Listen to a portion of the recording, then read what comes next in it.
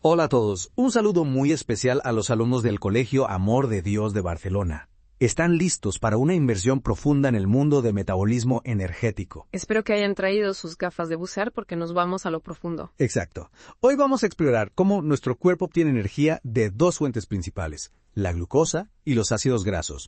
Imaginen, es como comparar dos motores, uno que funciona con gasolina, que sería la glucosa, y otro con diésel, que serían los ácidos grasos. Me encanta esa analogía. Y lo más fascinante es que nuestro cuerpo puede cambiar entre estos dos combustibles dependiendo de la situación. Exactamente.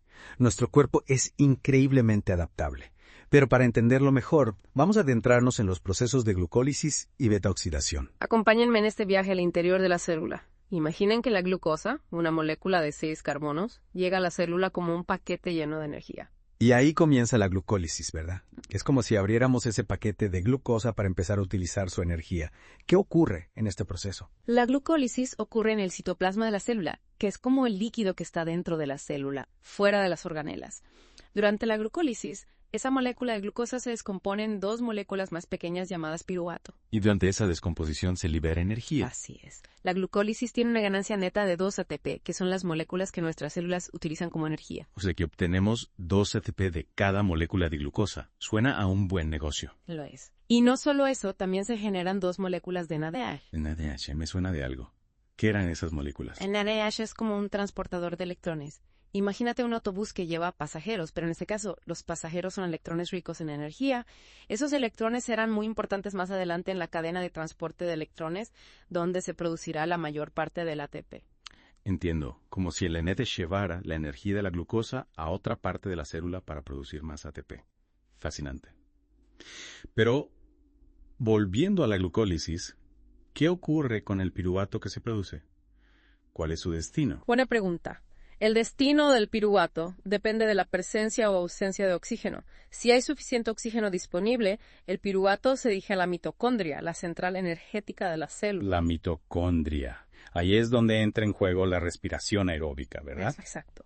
Pero si no hay suficiente oxígeno, por ejemplo, durante un ejercicio intenso. Nuestro cuerpo tiene un plan B. Exactamente. El piruvato se queda en el citoplasma y se convierte en lactato mediante un proceso llamado fermentación láctica. Ajá. La fermentación láctica, la responsable de esas agujetas que sentimos después de un entrenamiento intenso. Exacto. Es el precio que a veces pagamos por obtener energía rápida sin oxígeno. Pero volviendo al escenario con oxígeno, cuando el piruvato llega a la mitocondria.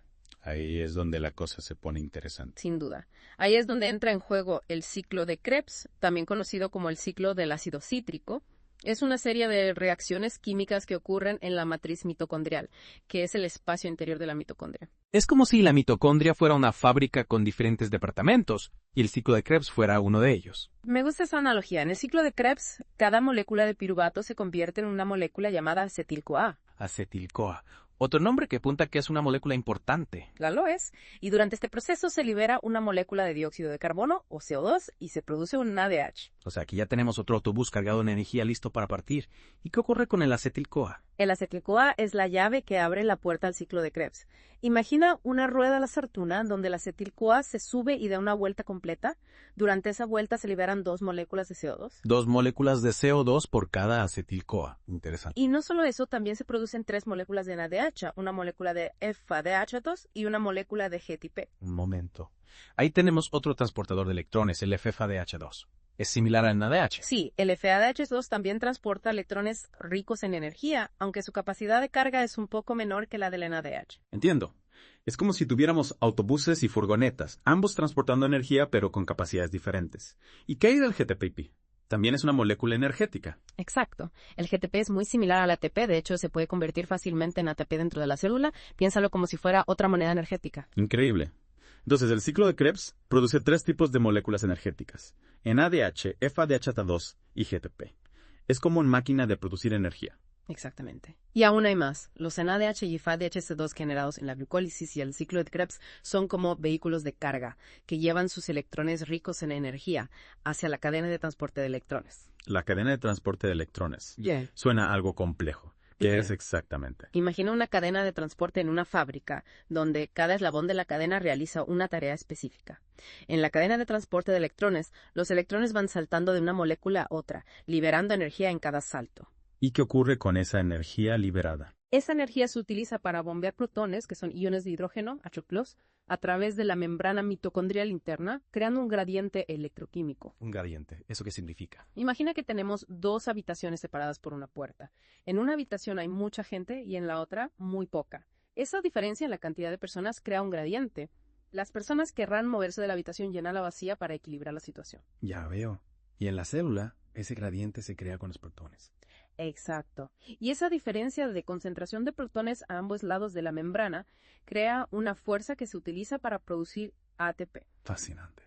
Es como si la célula hubiera creado una especie de presa hidroeléctrica, donde el flujo de protones impulsa la producción de energía. Me encanta esa analogía. Es una forma muy gráfica de entenderlo. Hemos hablado de la glucosa y cómo se descompone para producir energía. Pero, ¿qué ocurre con los ácidos grasos? ¿Cómo se produce la energía a partir de ellos? Esa es la otra cara de la moneda energética y la exploraremos en detalle en la siguiente parte de nuestra inversión. Listos para la segunda parte de nuestra inversión en el mundo de la energía celular. En la primera parte, exploramos cómo la glucosa se transforma en energía a través de la glucólisis y el ciclo de Krebs. Un proceso asombroso que nos da 38 TP por cada molécula de glucosa.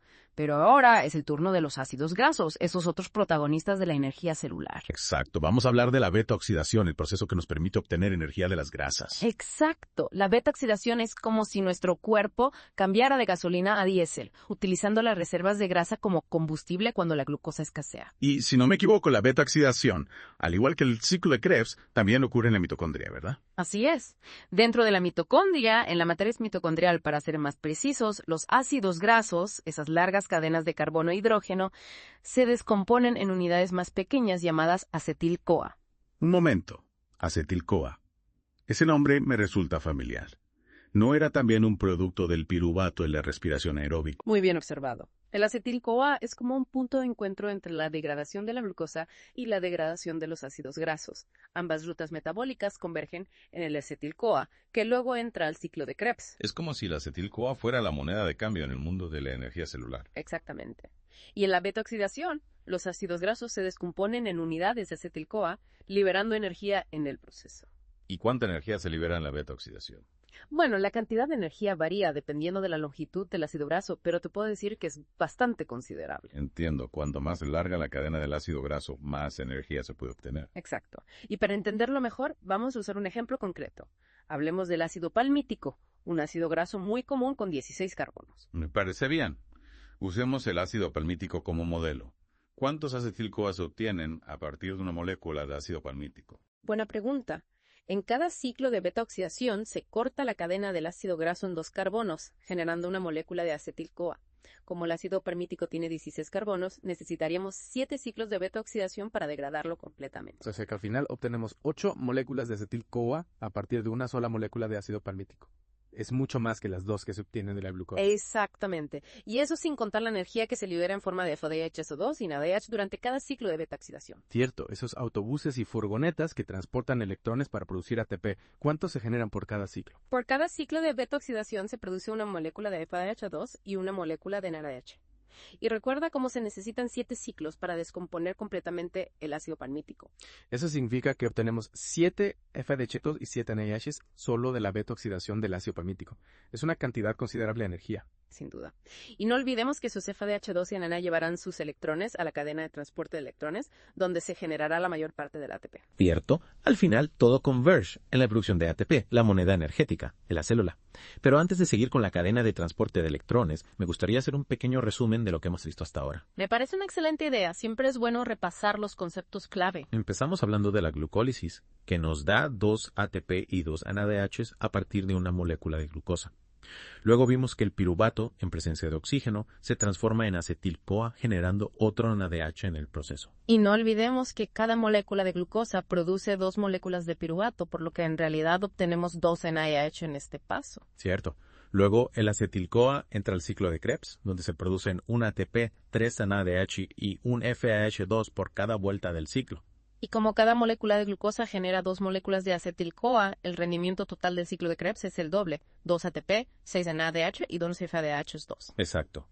Y ahora con la beta-oxidación, hemos visto que el ácido palmítico, un ácido graso de 16 carbonos, produce 8 moléculas de acetil-CoA. 7 GFADH2 y 7 NaYTL2. Impresionante, ¿verdad? La beta-oxidación es una máquina de producir energía a partir de las grasas. Sin duda. Y aún nos queda por sumar la producción de ATP en la cadena de transporte de electrones, tanto de los NADH y FADH2, generados en la beta-oxidación como de los que se producen en la glucólisis y el ciclo de Krebs. Tienes razón. Esa será la guinda del pastel energético.